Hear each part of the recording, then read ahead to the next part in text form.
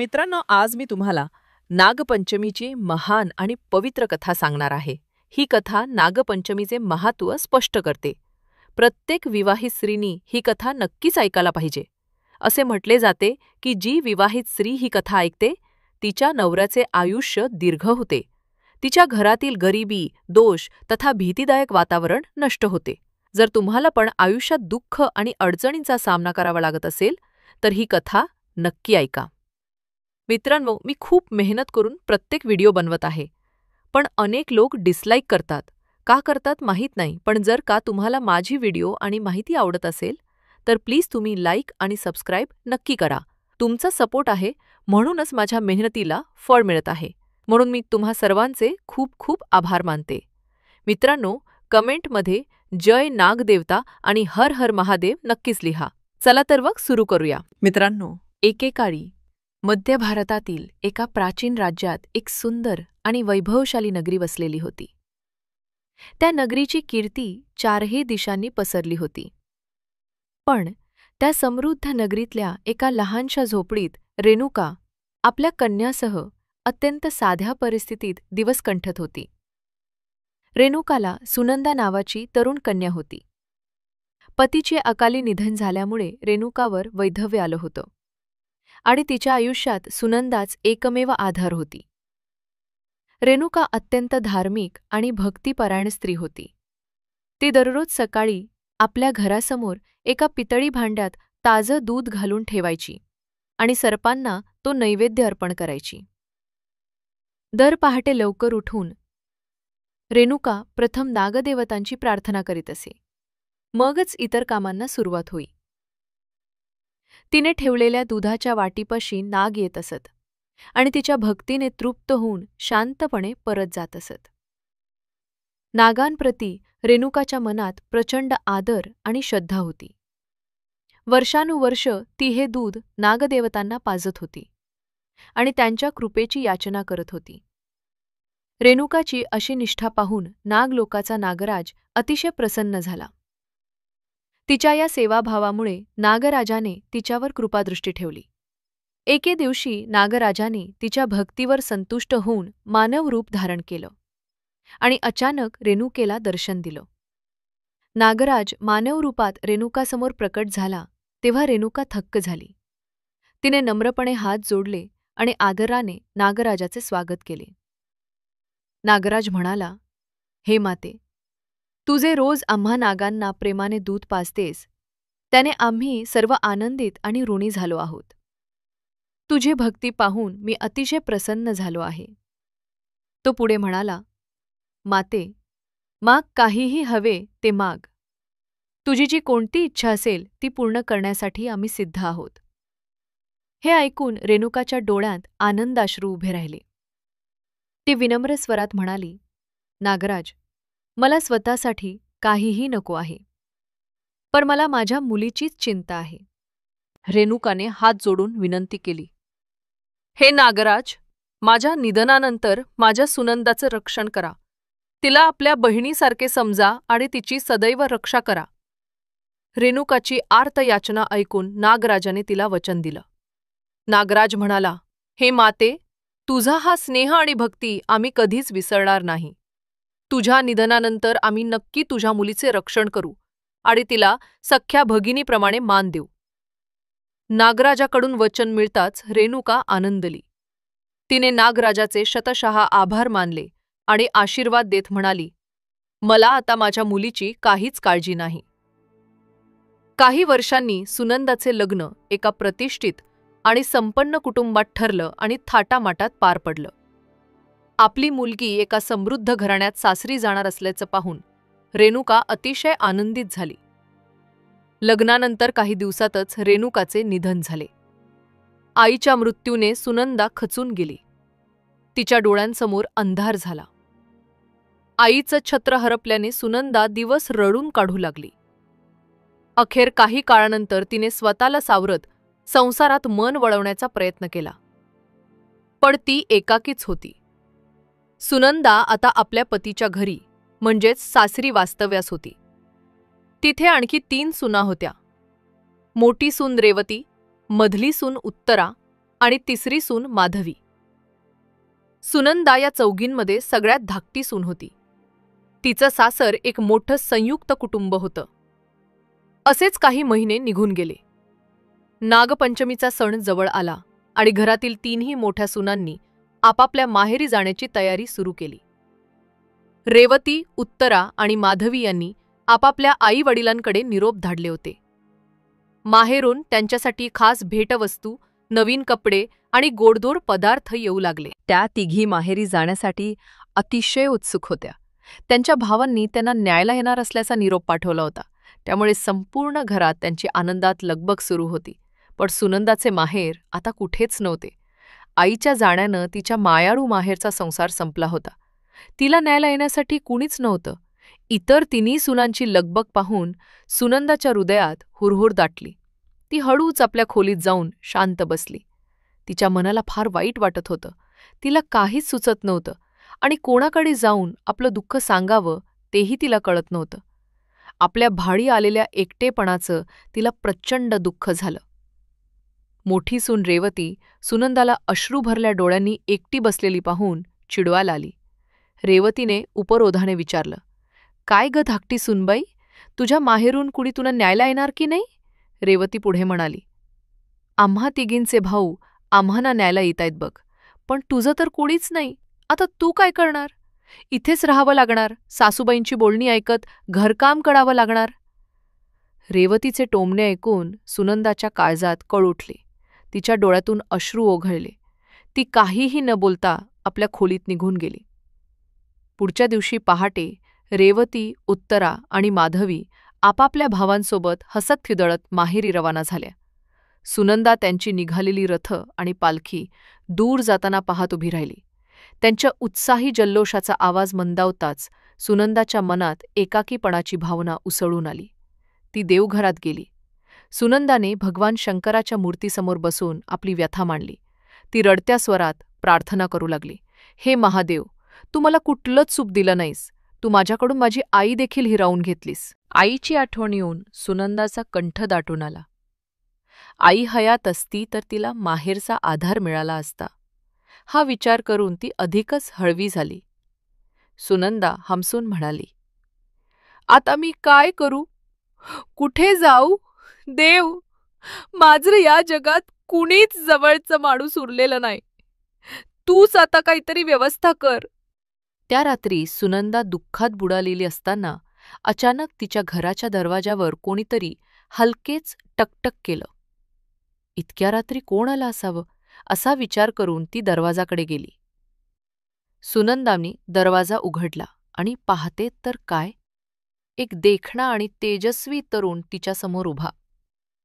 त्या तरुणाच्या अंगावर दिव्य वस्त्र आणि अलंकार होते आणि त्याच्या शिरावर सुंदर मुकुट होता. त्याच्या अंगाभोवती एक तेजस्वी प्रभामंडळही विलसित होतं. त्या दिव्य तरुणाला पाहताच सुनंदा थक्क झाली. काही क्षण तिला स्वतःच्या डोळ्यांवर विश्वास बसत नव्हता. एवढ्या रात्री जणू एखादा देवदूतच समोर उभा आहे की काय, असे तिला क्षणभर वाटले. काही काळ ती निशब्द झाली. शेवटी तिने धीर एकवटून विचारलं, "स्वामी, आपण कोण आहात आणि अशा विलक्षण वेळी माझ्या दाराशी कसे काय आलात?" तो तरुण प्रेमाने उत्तर देऊ लागला, "प्रिय भगिनी, घाबरू नकोस. मी तुझा भाऊ आहे. आज तुला न्यायला खास आलोय." हे ऐकून सुनंदा आणखीनच चकित झाली. ती गोंधळून म्हणाली, "पण आपण तर एखाद्या देवतेसारखे दिसतात. आपण माझे भाऊ कसे असू शकता? माझा तर एकही भाऊ नाही." दिव्य तरुण हसला आणि म्हणाला, "बहीण, मी खरोखर तुझाच भाऊ आहे. तुझी आई रेणुका दररोज आम्हा नागांना प्रेमाने दूध पाजायची. तिच्या त्या भक्तिबळावर आम्ही तिला एक वचन दिलं होतं. तुझ्या आईच्या निधनानंतर आम्ही तुला बहिणीप्रमाणे मानून तुझं रक्षण करू असं वचन दिलं होतं. म्हणूनच आज मी तुला न्यायला आलो आहे." हे शब्द ऐकताच सुनंदाला आश्चर्याचा धक्का बसला. तिच्या बालपणीच्या काही धूसर आठवणी पुन्हा जाग्या झाल्या. नागराजाने आपल्या दिव्य शक्तीने सुनंदाला लहानपणीची ती दृश्य स्पष्ट दाखवली. आई रेणुका रोज उंबरठ्यावर दूध ठेवत आहे नाग येऊन प्रेमाने ते दूध पित आहेत हे सुनंदाने पुन्हा पाहिलं. त्या आठवणी ताज्या होताच सुनंदाला सारं काही लक्षात आलं. ती हरखून जाऊन आनंदाने उद्गारली, "होय, आता मला सगळं आठवलं. माझी आई नागांना रोज दूध पाजायची. तुम्ही नक्कीच माझे भाऊ आहात." नागराज आनंदाने हसला. तो म्हणाला, "मग आता अजिबात संकोच करू नकोस. चल, माझ्यासोबत नागलोकाला ये. तिथे तुला आम्ही बहिणीसारखा मानसन्मान देऊ." सुनंदाने डोळे पुसत हसून मान डोलावली. तिने नम्रतेने हात जोडले आणि म्हणाली, "भाऊ, तुमच्यासोबत येणं हे माझ्यासाठी मोठं भाग्य आहे." नागराजाने पुढे सरसावत सुनंदाच्या हातात एक दिव्य अंगठी घातली. त्या अंगठीच्या स्पर्शाने सुनंदाचं रूप क्षणार्धात पालटलं आणि ती तिच्या मानवी देहासह नागलोकात जाण्यास समर्थ झाली. क्षणभरातच नागराज सुनंदाला नागलोकात घेऊन आला. नागलोक अतिशय सुंदर आणि अद्भुत होतं. तिथल्या प्रकाशमान व शीतल वातावरणाचा सुगंधित मंद वारा सुनंदाला मंत्रमुग्ध करत होता. नागलोकाच्या प्रवेशद्वाराशी नागमाता स्वागतासाठी उपस्थित होती.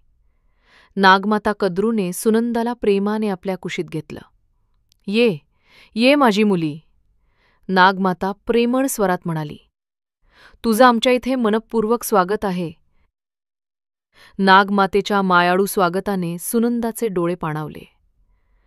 नागमातेनं सुनंदाच्या निवासासाठी आधीच एक देखणा कक्ष तयार ठेवला होता. सोनेरी नक्षीकाम आणि रत्नजडीत सजावट असलेल्या त्या कक्षात मखमली पलंग आणि सर्व सुविधा ठेवण्यात आल्या होत्या. नागलोकातील अद्भुत सुखसोयी आणि मायाळू वातावरणात सुनंदा हरखून गेली. ती लवकरच तिथल्या जीवनशैलीत रमली. नागकुटुंबाच्या प्रेमामुळे तिचं दुःख हलकं झालं. काही दिवस हसत खेळत आनंदात गेले. नागलोकातील सारे जण सुनंदावर भगिनीप्रमाणे प्रेम करत होते. नागराज आणि नागमाता तर तिची विशेष काळजी घेत होते. एके दिवशी नागमातेनं सुनंदाला बोलावलं आणि म्हणाली, "बेटी सुनंदा, आमच्या इथल्या लहान नागबाळांना तुझ्यासारख्या आईच्या प्रेमाची गरज आहे. तू त्यांना दूध पाजशील का?" आईच्या वात्सल्याची आठवण येताच सुनंदा आनंदाने तयार झाली. "होय नागमाते, मला आनंदच होईल त्यांना दूध पाजायला," ती म्हणाली. सुनंदा तात्काळ स्वयंपाकघरात गेली आणि एका चांदीच्या भांड्यात दूध उकळायला ठेवलं. काही वेळाने दूध छान गरम झालं तेव्हा तिने ते चांदीच्या वाट्यात ओतलं आणि नागबाळांकडे घेऊन आली. हसत मुखाने सुनंदाने त्या लहान नागबालकांना दूध पाजायला सुरुवात केली. पण दुर्दैवाने तिचा अंदाज चुकला. दूध अपेक्षेपेक्षा खूपच गरम झालं होतं. दुधाचा पहिला घोट तिने नागबालकांच्या ओठाशी नेताच त्यांच्या त्वचेचे चटके झाले. गरम दुधाचा स्पर्श होताच नागबालक वेदनेने किंचाळले. लहान नागमुले दुखापतीने रडू लागली आणि रागाने फुसफुसू लागली. एका नागबालकाने संतापून फणा काढत ओरडलं, "अगं बाई, तू आमची तोंड जाळून टाकलीस. आम्ही तुला कधीच क्षमा करणार नाही." दुसऱ्या नागबालकाने रडून हंबरडा भरला, "आम्हाला किती यातना होत आहेत. तू किती निर्दयी आहेस. तुझ्यामुळेच आम्हाला हा त्रास सहन करावा लागतो आहे." हे पाहून सुनंदा घाबरली आणि तिला प्रचंड वाईट वाटलं. तिच्या डोळ्यात पाणी तरारलं. ती हात जोडून रडत्या आवाजात म्हणाली, "मला क्षमा करा हे नाग हो. माझ्याकडून मोठी चूक झाली." सुनंदा पुढे रडतडत म्हणाली, "मी नकळत दूध खूप तापवून टाकलं. तुम्हाला दुखावण्याचा माझा कोणताच हेतू नव्हता." सुनंदाचे अश्रू आणि पश्चात्ताप पाहूनही नागबालकांचा क्रोध शांत होत नव्हता. ते आतल्या आत तडफडत राहिले. इतक्यात गडबड ऐकून नागमाता कद्रू धावत आली. तिनं संतप्त नागबालकांना समजावण्याचा प्रयत्न केला. नागमाता प्रेमाने म्हणाली, "मुलांनो, सुनंदाला क्षमा करा. ती आपली आदरणीय पाहुणी आणि प्रिय बहीण आहे. तिनं जाणीवपूर्वक काहीही केलं नाही." नागमातेनं पुढे कठोरपणे बजावलं, "सुनंदा आपल्याकडे आलेली मान्यवर आहे आणि तिचा अपमान करणं अजिबात योग्य नाही. आपण तिला काहीही शिक्षा करू शकत नाही." नागमातेच्या समजुतीनं नागबालक गप्प झाले. पण त्यांच्या मनातला संताप अद्याप शमलेला नव्हता. ते मनातल्या मनात सुडानं पेटत राहिले.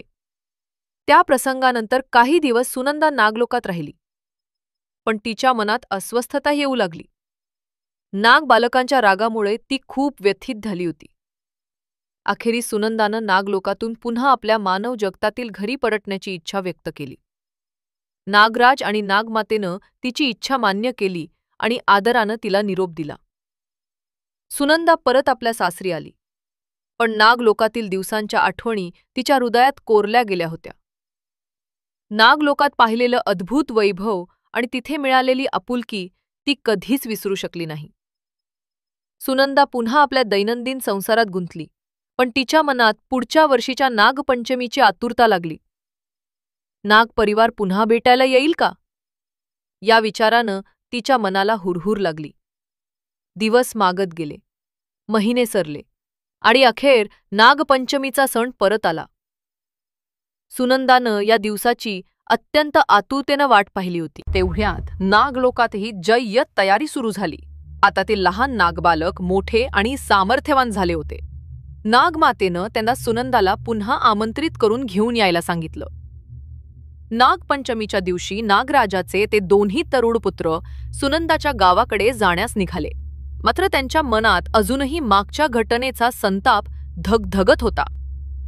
नागलोकातून बाहेर पडताच दोनही नागबंधूंनी एकमेकांकडे कटाक्ष टाकला. त्यांच्यात कुजबूज सुरू झाली. ज्येष्ठ नागपुत्र वासुकी क्रोधाने म्हणाला, आज आपण त्या स्त्रीला आपल्या विषाने डसूया आणि तिचा अंत करूया. तिनं आमच्यावर केलेल्या अन्यायाची शिक्षा तिला दिलीच पाहिजे. दुसरा नागपुत्र तक्षकनेही संमती दर्शवली. तो म्हणाला, होय, तिनं आमच्यावर अन्याय केला. आता आपण तिला तिच्या चुका समजावून देऊया आणि आपला सूड पूर्ण करूया. क्रोधाने त्यांच्या अंतःकरणात कठोरता दाटली. त्यांनी सुनंदाचा नाश करण्याचा निर्धार केला आणि ते अखेर तिच्या गावात पोहोचले. इथे सुनंदा आशेनं वाट पाहत होती की यंदाही नागराज आपल्याला न्यायला येईल. ती डोळे लावून दरवाजाकडे बसली होती. अचानक तिला दाराबाहेर हालचाल जाणवली. तिनं घाईघाईनं दरवाजा उघडला. दारात मागील वर्षीचे ते परिचित नागबंधू तेजस्वी रूपात उभे होते. त्यांना पाहताच सुनंदा आनंदित झाली आणि हसतमुखानं त्यांचं स्वागत केले. या माझ्या भावांनो, ती प्रेमाने म्हणाली. मी तर कधीपासून तुमची वाट पाहते आहे. तिच्या चेहऱ्यावर आनंद आणि डोळ्यांत आपुलकी दाटली होती. सुनंदाने आपुलकीने त्यांना घरात बसायला जागा दिली. तिनं त्यांची प्रेमाने विचारपूस केली. नंतर ती स्वयंपाकघरात गेली आणि पाहुण्यांसाठी थंड दूध घेऊन आली. तिनं पितळ्याच्या वाट्यांत गार दूध भरलं आणि आदरानं नागबंधूंना समोर धरलं. हे घ्या, प्रसाद म्हणून थोडं दूध घ्या, सुनंदा नम्रतेनं म्हणाली. तिनं सोबतच काही गोडधोड पदार्थही पुढे केले. त्या दिवशी सुनंदाने खास नागपंचमीसाठी गोडधोड पदार्थ बनवले होते. तिने गूळ घालून पोळ्या आणि लाडू तयार केले होते. प्रेमानं तिने तेही नागबंधूंना अर्पण केले. सुनंदाच्या या आदरातिथ्याने नागबंधू थोडे चकित झाले. त्यांना असं स्वागत अपेक्षित नव्हतं. त्यांनी सुनंदानं दिलेल्या थंड दुधाचे घोट घेतले आणि लाडवांचाही आस्वाद घेतला. सुनंदानं यावेळी आपली पूर्ण काळजी घेतल्याचं त्यांच्या लक्षात आलं. घराच्या उंबऱ्यावर सुनंदानं सुंदर रांगोळी काढली होती आणि ताज्या फुलांनी अंगण सजवलं होतं. नागबंधू घरात प्रवेश करताच सुनंदानं त्यांच्या पायांवर अक्षता टाकून ओवाळलं. सुनंदानं स्वतः तयार केलेले फुलांचं हार त्यांच्या गळ्यात घातले.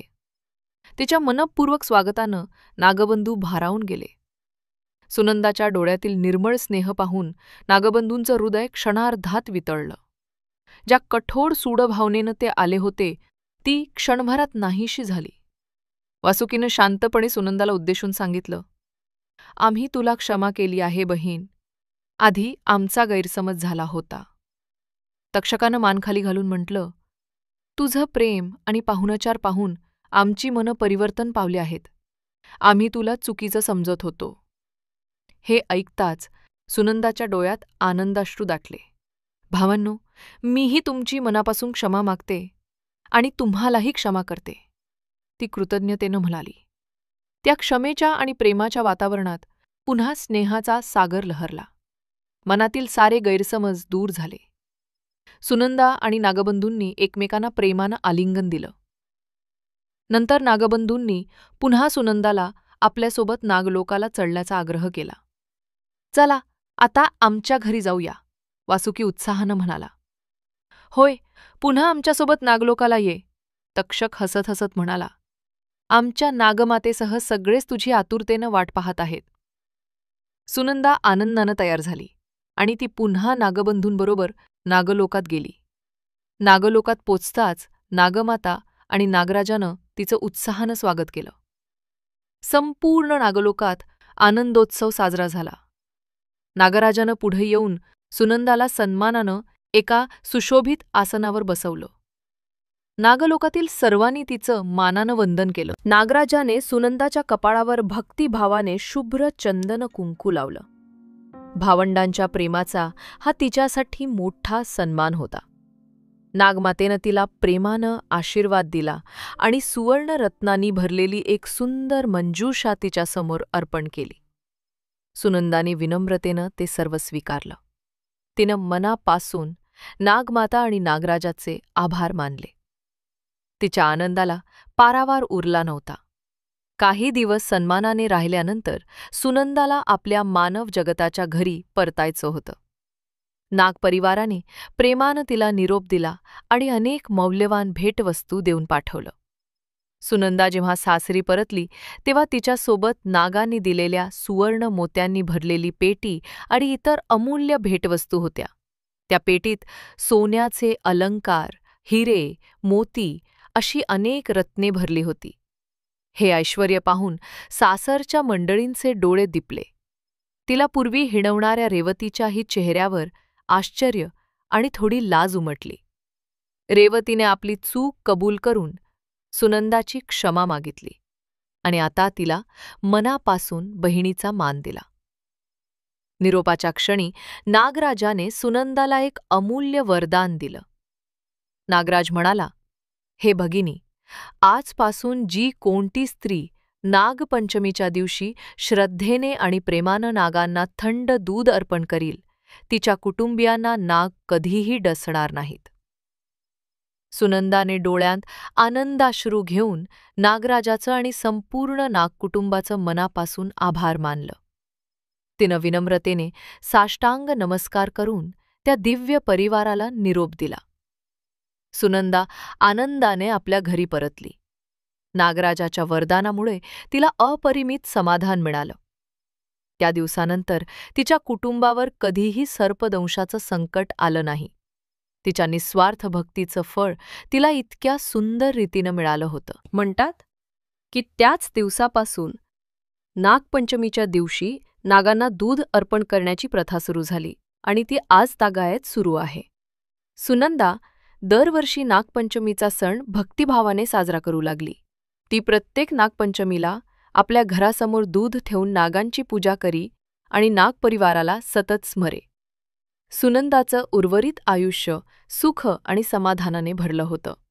तिने नागांप्रती कृतज्ञता व्यक्त करणं कधीच विसरलं नाही. ही कथा आपल्याला काही महत्त्वाचे धडे शिकवते. प्रेम, सेवा आणि निस्वार्थ भक्ती यांच्या बळावर कोणत्याही कठीण प्रसंगावर मात करता येते. प्रेमाने शत्रूचेही हृदय जिंकता येते. मनापासून केलेली सेवा आणि श्रद्धा शेवटी नक्की फलदायी ठरते. तर मित्रांनो, ही कथा तुम्हाला कशी वाटली कमेंटमध्ये नक्की सांगा. व्हिडिओ आवडला असेल तर लाईक नक्की करा आणि कमेंटमध्ये जय नागदेवता आणि हर हर महादेव नक्की लिहा. मला सपोर्ट केल्याबद्दल तुम्हा सर्वांचे खूप खूप आभार. चॅनलला सबस्क्राईब करायला विसरू नका आणि बेल आयकॉनवर क्लिक करा म्हणजे येणारी व्हिडिओची तुम्हाला सूचना मिळेल. धन्यवाद.